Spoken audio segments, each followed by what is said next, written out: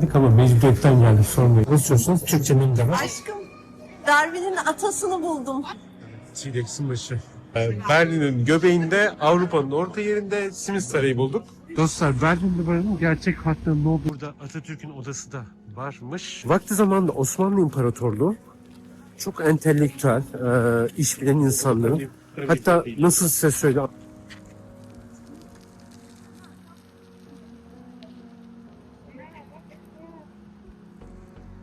Berlin, Bremen.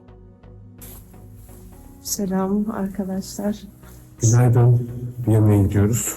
Yola çıktık. Sabah saatin 7'si değil mi? 7'ye geliyor. Saat 7. Umarım geç kalmayız.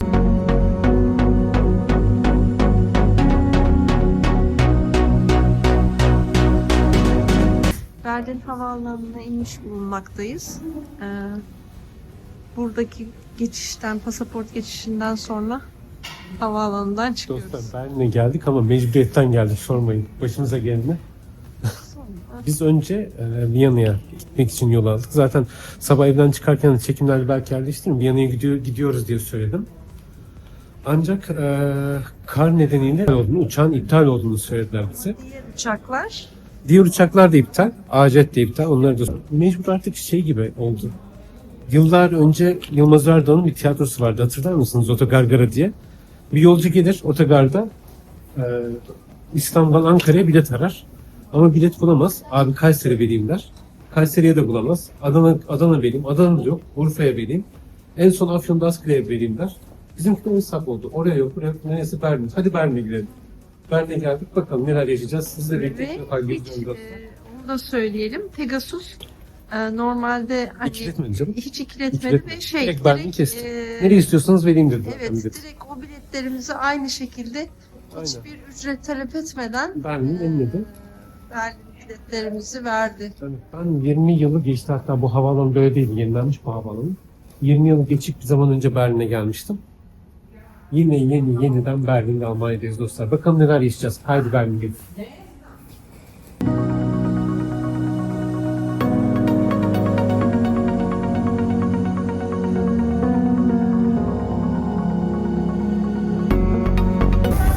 Şuradaki ayrım çok önemli. Bir taraf taksi gidiyor, bir tarafta otobüsle trene gidiyor. Şöyle çekelim.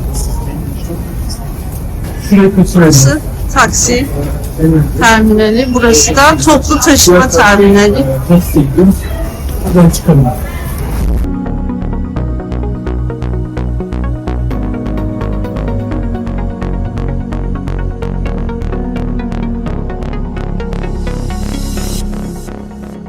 Terminalin içinde bu tarz bankamatik tarzı bilet cihazları var.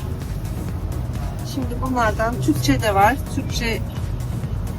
Evet, Türkçeyi açtık. Aynen. Evet, aynen. Buradan Mesela bilet buradan gelin. alıyoruz. Şuradan Deutschland'a basıyorsunuz. Türkçe menü de var. Evet. Buraya bastık. Şimdi Nereye gidiyorsunuz diye soruyor. Onu yaz istersen. Fransa'ya gideceğiz. Yaz. Ha.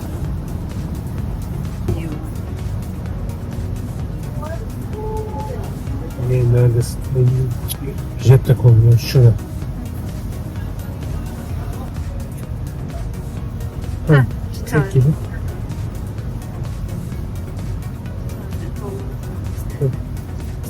Aynen.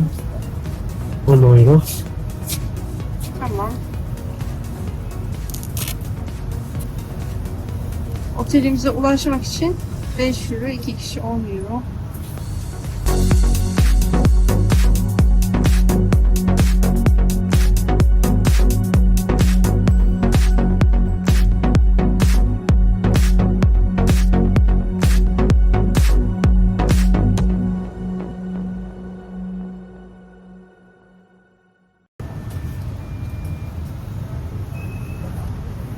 Şu aşağıdan. Albert'cim. Tamam. Tamam. Tamam, kartımızı da verdi.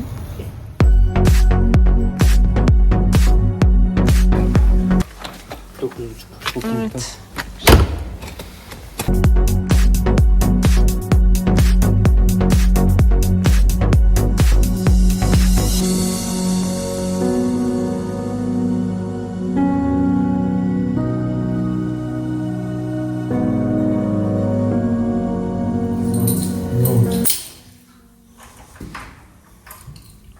tane anahtar verdiler. Bir en dış kapı, bir ara geçiş kapısı, bir de odanın kapısı. Berlin'deki en iyisi.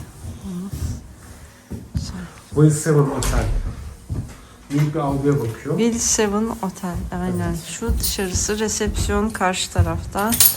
Bunların hepsinin ücretsiz olduğunu söyledi. Evet, Orada onlar işte ücretsiz. benzer Ama şeyler var. buzdolabının içindekiler mi Bak ücretli dedi? zincir falan limonlu bir zincir. Oo, ondan yapalım aşkım ya. Yasemin çayı. İftardan sonra Gel. odamızda. Burada filtre kafe var. Dolabın içinde su var mı? Su var. Su var değil Masa, mi? Onları masa da var, çıkarsak su da da var. ılısa. Ya okey. Gelince de içeriz ya. Su değil mi o? Evet masa. Tamam, masa su. Das ist Wasser. Almanca da öğreniyorum. Hadi bakalım İngilizceden sonra.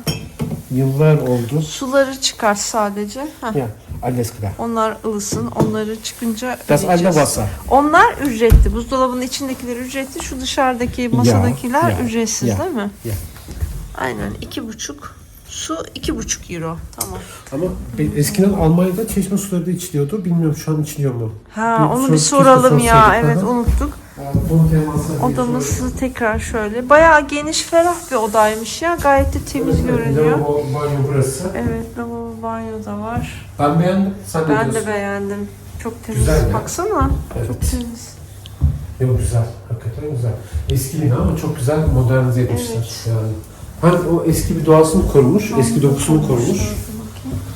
Tabii burada taharet musluğu yok. Yoktur. Yok yani Değil mi? Yok. Almanya. Ama İtalya'da öbür yanda vardı. O da yok. Aa, şuradan açılıyor mu? Bak, şurada bir şey var. Nein Ne yok ki? değil aşkım. Onlar şey çok benzeri şey. Ha, çöp benzeri şey. Güzel.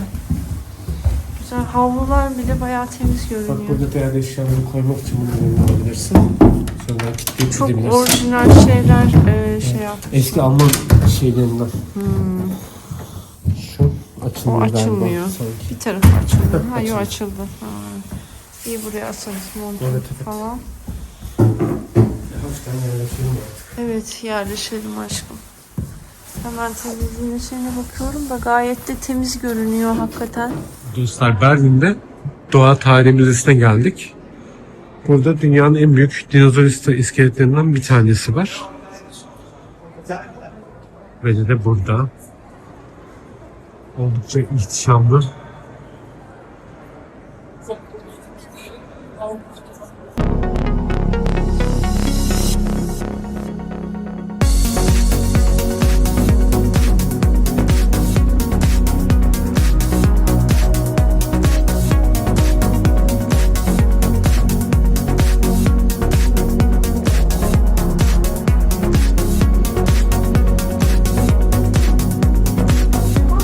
Aşkım, Darwin'in atasını buldum. Nerede? Gel. Darwin atanı bulmuşuz. Uh-oh. Darwin'in atası. Parents of the Darwin. Bay Darwin'in atası. Dostlar bu kısımda da fosillerin bulunuş biçimlerini gösteriyorlar. Tabii ki hassas arkeolojik kazı gibi fosillerin çıkarış biçimleri. Biyolog olarak söylüyorum. Antik DNA çalışan hocalarımız, arkadaşlarımız vardı. Antik DNA'yı çıkarmak bu büyük kemiklerin iliklerin içerisinden çıkarılıyor. Kalsiyumdan arındırılıyor. Zaten bu Jurassic Park filmlerinin falan kökeninde de böyle bir şey var. Evet, T-Rex'in başı.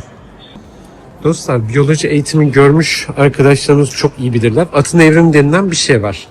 Gerçekten atlar şöyle kedi boyutlarında çok eski kanıtları kedi boyutlarındaydı. Daha sonra gitgide biraz daha büyüdü. En son çağımızdaki at haline geldi. Burada küçük olan atın ilk formu, arkadaki büyük olan da günümüzün bir ara formu.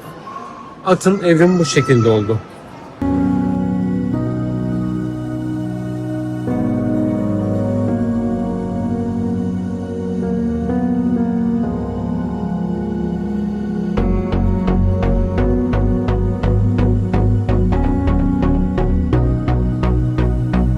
İnsanın aksine dişi daha sadedir, erkek daha gösterişlidir.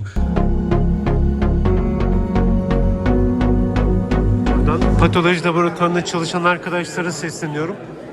Berlin'e de gelseniz formaldehitten kurtuluş yok. Her yer formaldehit. Çekmemiş. Bir şey söyle, hepsi hiçbirini çekmemiş. Arkadaşlar Berlin'de ilk iftarımızı açtık. Maalesef ben kamerayı çekiyordu zannettim fakat çekmiyormuş.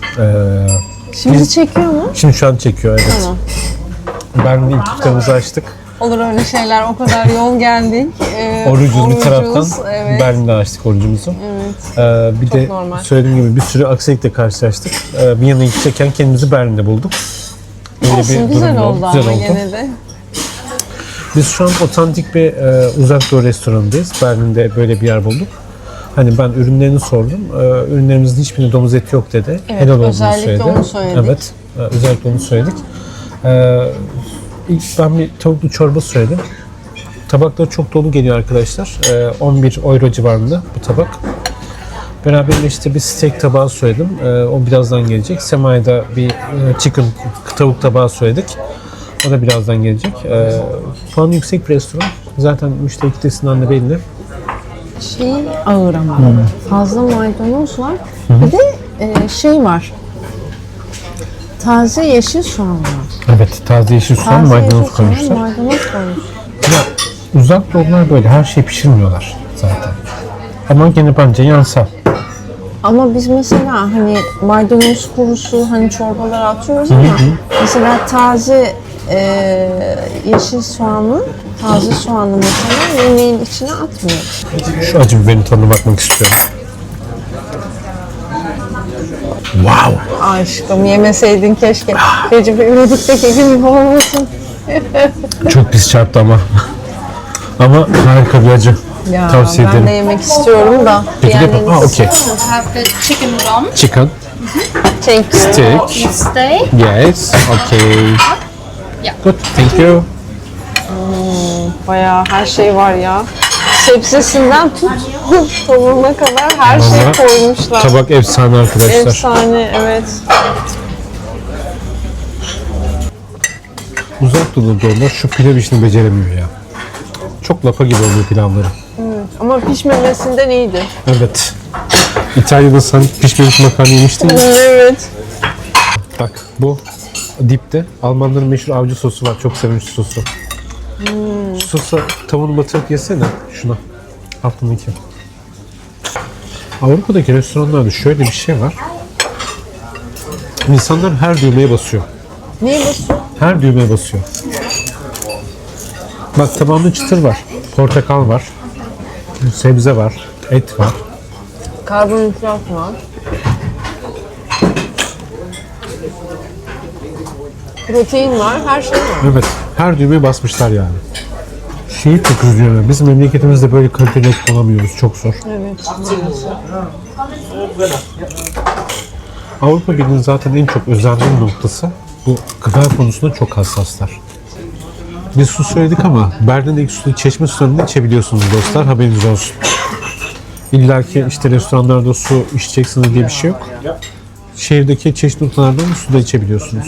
Güzel tarafı şurada tabak o kadar dolu geliyor ki yani hani bizim Türkiye'de tabakların sanki nasıl söyleyeyim 3 katı var değil mi? 3 katı. Aynen. Hani bir tabakla doymamanız gibi bir seçenek yok öyle bir şey. Kesinlikle doyarsınız. Aslında şu saatte burada yer bulabildiğiniz için şanslısınız. Çünkü baksana artık full dolmuş burası. Aynen. Ama canım deli gibi tatlı istiyor. Pastane bulayım ben sana.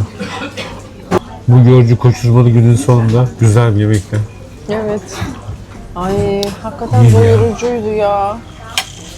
Hakikaten. Çok büyük tabak ya. Evet. Porsiyon çok büyük ve içinde hepsi var. Makarna var. Benimkinde karbonhidrat. Protein de vardı. Envai çeşit sebze vardı. İyi oldu yani. Ya hani her şey dolu dolu. Net Türkiye'deki bir normal bir restorandaki tabakların en az 3 katı. Hatta 4 de diyebilirim. Yani. Çok iyi geldi. Bu Evet. kadar yolculuğun, orucun üstüne. Ama oruçlarımızı kabul etsin.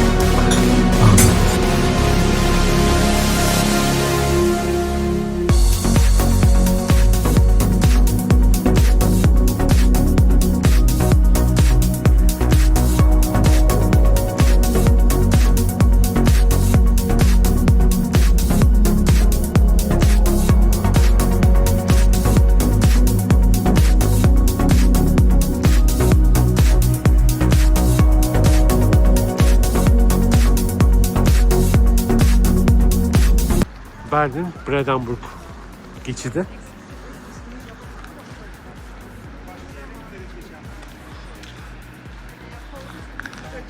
Burası Adlon Otel. Brandenburg geçidinin hemen kenarında. Vakti zamanında evet. Burada Atatürk'ün odası da var ve Almanya'da zenginlerin ya da siyasilerin genelde kaldığı otel bu Adlon Otel değerli dostlar. Biz de buradan bakalım Berlin sokaklarında ilerliyoruz.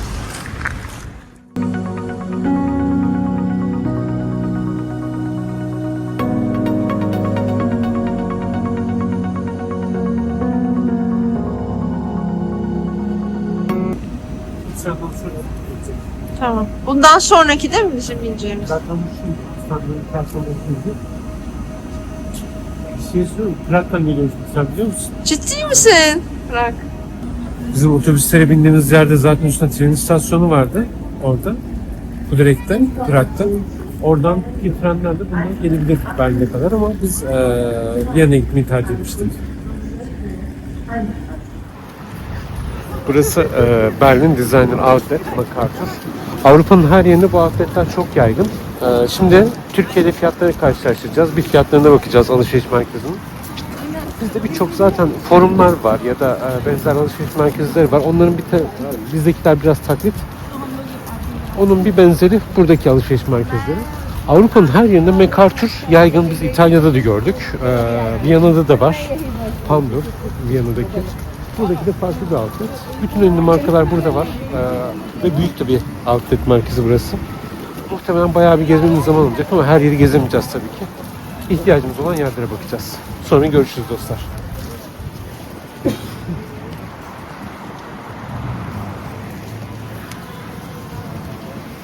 Şimdi öncelikle kolonya nereden bakıyoruz?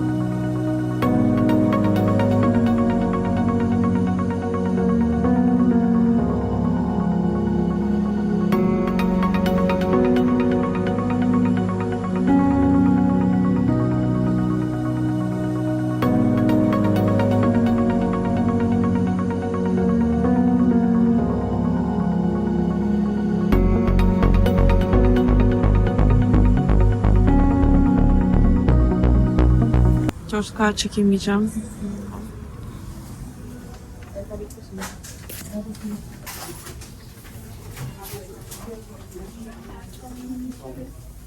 €4 bak bu şu güzel. Hakikaten indirimli yani.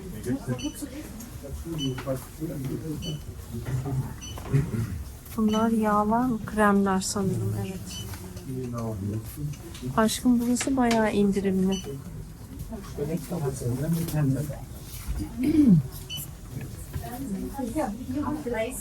Buradan bir şeyler alırız. Burası bayağı indirimli bir tane. Başarılı. Mama kokuyor.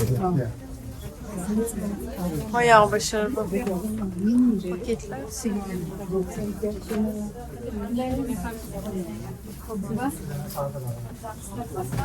bayağı iyi. Şöyle bayağı kalabalık gözüken şöyle çekeyim. Dostlar, Berlin Duvarı'nın orijinal kalan parçaları.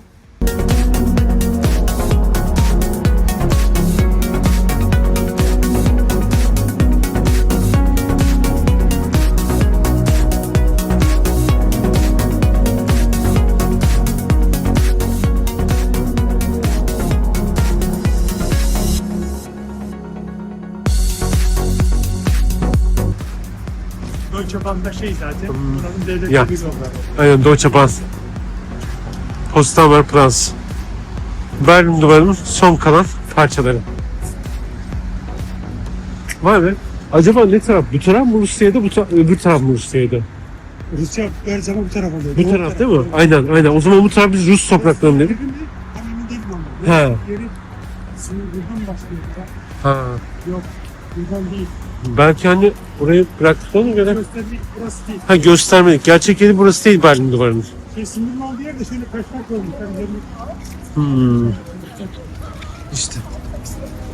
Orijinal parçaları böyle ama.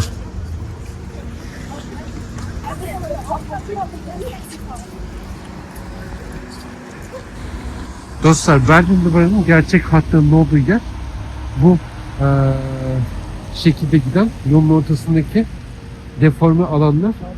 Berlin Duvarı'nın gerçek hatlarının olduğu yer. Bu da anıtsal küçük bir heykel. Duvarın iki yönündeki aşıkların kavuşması.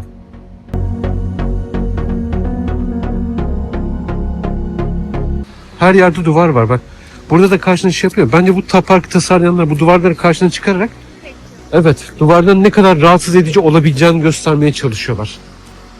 Aslında başarmışlardı. Ben o duvarlardan çok rahatsız oldum. Evet. Evet. Aynen. 63 yılına dair fotoğraflar da var burada. Duvarın yeni yapıldığı zamanlar.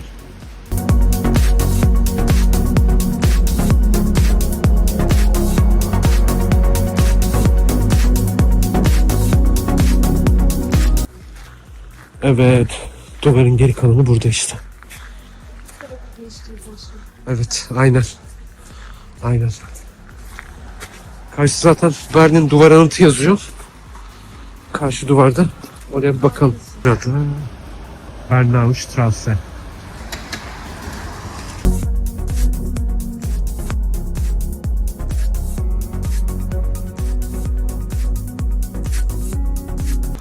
Şuradan yukarı çıkacağız aşkım. Gel. Buradan yukarı çıkacağız. Yukarıdan izleyeceğiz. Galiba Rus tankları. Acaba o zamanlarda Esbah mı vardı burada? Şu fotoğraflara da bakalım mı aşkım? Gel. 1963 yılı. İnsanlar için ne kadar zor bir şey. Akrabaları, sevdikleri. Evet, bu duvarın öbür tarafında kalıyor. Bizim aslında şey vardı ya, bir film vardı. Neydi? Propaganda mıydı? Kemal Sunal oynuyordu. Evet. Şehrin ortadan iki bir sınır çekiyordu.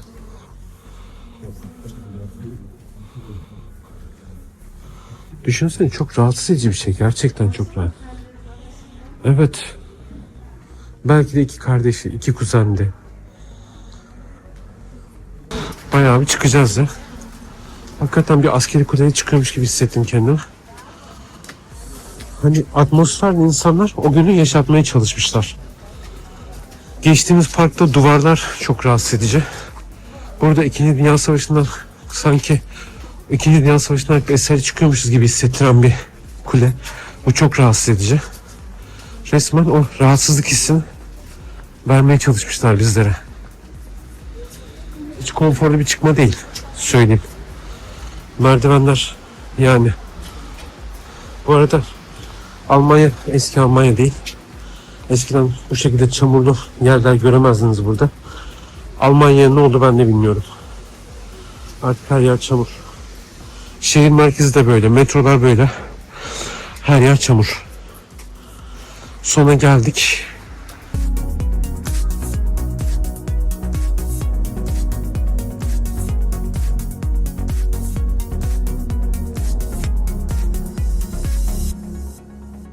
Zannediyorsam bu taraf, tahmin olarak söylüyorum, net olarak bilmiyorum ama bizim baktığımız taraf Federal Almanya. Ya. Evet, aynen. Karşı tarafta, aynen o siyahın ayrıldığı yer. Karşı tarafta.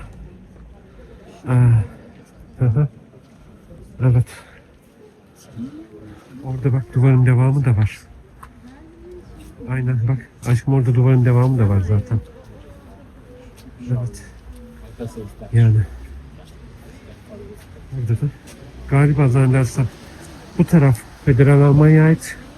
Duvarın karşı tarafı, yani şu duvarın diğer tarafı Rus topraklarıydı. Buradan Berlin Kulesi şeyde. Dostlar şimdi dikkatimi çeken bir başka olay daha var. Şehrin her yanında at kestanesi ağaçları var Berlin'de. Bunun bir örneği Paris Şanzelize Caddesi'nde de var aynı şekilde. Şurada mesela at kestanesi ağacı var. Ve şehrin her yerinde o kadar çok yaygın ki. Şimdi tabii ki tam olarak bilmiyorum ne kadar doğrudur ya da ne kadar yanlıştır. Fransa Şanzelize Caddesi'ndeki sıra sıra at kestanesi ağaçları var. Vakti zamanında Osmanlı İmparatorluğu çok entelektüel, iş bilen insanların, hatta nasıl size söyle anlatsam, günümüzdeki bazı cenahların Batı hayranlığı vardır. Batı her şeyi bilir, Batı her şeyi iyi yapar duruşu vardır. Eskiden Batı'da Osmanlı'ya karşı bizim şimdiki cenahın olduğundan daha yüksek bir hassasiyet vardı. Osmanlı her şeyi bilir, Osmanlı entelektüel, Osmanlı ilim sahibi. O şekildeydi. Vakti zamanında Osmanlı sarayına ziyarete gelen Fransa kralı İstanbul'un her yerinde kestane ağaçları görür. Ve bu ağaçlardan Fransa'ya kendisini de ister. Kendisi kendi geçtiği Elize Sarayı'nın yollarında da ister. Bugünkü Şanzelize'deki kestane ağaçlarının dikilme tarihi Osmanlı'ya kadar bu şekilde uzanır. Berlin'de de her yerde neredeyse kestane ağacı var. O kadar çok at kestanesi var ki. Bilmiyorum herhangi bir bağlantısı olabilir mi? Bu durum bilen dostlar yorumlarda bizi de aydınlatırsa çok sevinirim. Berlin Duvarı'nın diğer kısmına geldik. Dostlar Berlin Duvarı'nın diğer kısmındayız. Kalan duvar parçalarını da buraya bu şekilde koymuşlar. Biz dün Potsdamer Platz'ta benzer yapıların önünde fotoğraf çektirmiştik zaten. Ama kalan duvar parçalarını da bu şekilde buraya yığmışlar. Ben çok fazla hakikaten kestane, at kestanesi ağacı çok fazla. Bakın karşıda da var. Her yerde at kestanesi ağacı var. Bilmiyorum bu Fransa'daki at kestanesi olayı da bir bağlantısı var mı? Bu ağaçların olabileceğini düşünüyorum. Belki de hani Almanlar Berlin'e Fransa'dan esinlenerek ya da özenerek bu at kestanesi ağaçlarını da getirmiş de olabilirler. Bilen dostlarımız varsa yorumlarda bize yazarsa çok sevinirim.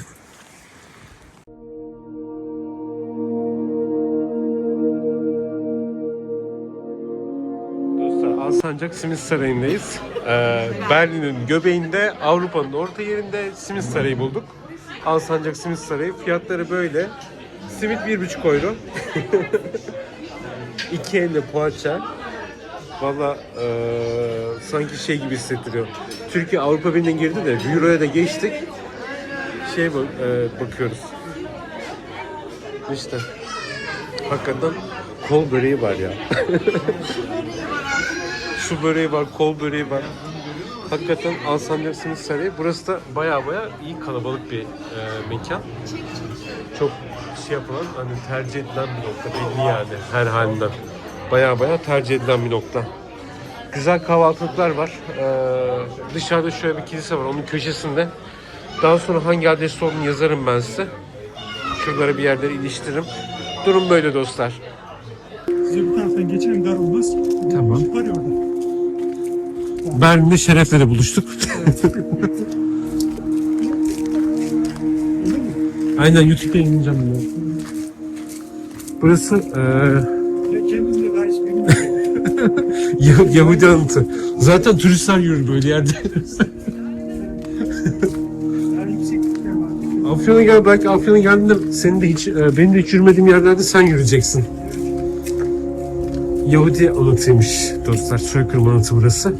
Böyle sıra taşlar var. Herhalde her biri soykırım uğrayan bir Yahudi anlatıyor. Tabii artık onların Gazze'de yaptıklarında bir şey diyemiyorum. Muhtemelen belki her biri aynen her biri ölen birisini gösteriyor. 20 yıl önce geldim ben buralara ya. Şöyle baktığım zaman da bayağı büyükmüş ya. Evet büyük. Yani sağ tarafınıza bakın bir. Evet yükseklik. gidiyor. Aynen. Evet var. Sahası var. Aynen. Şuradan da şöyle gidiyor. Yani. Oo iyice yükseldi.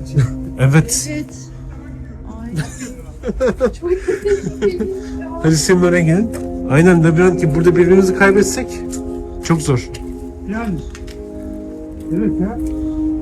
Kaç tane şey varsa artık. Çok.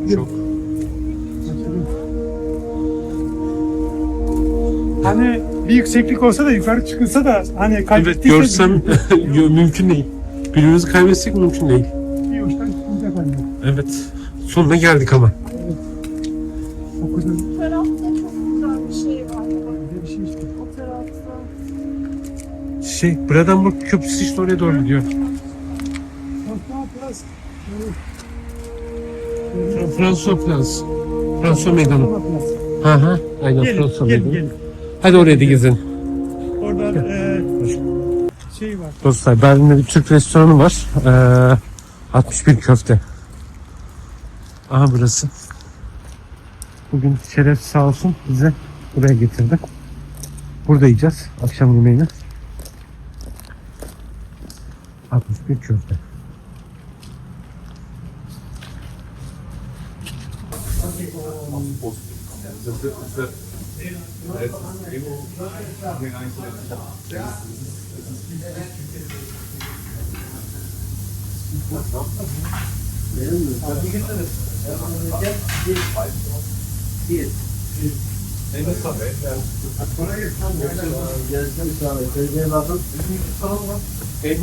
Çok lezzetliydi. Çok teşekkürler. Çok sağ olun. Kolay gelsin.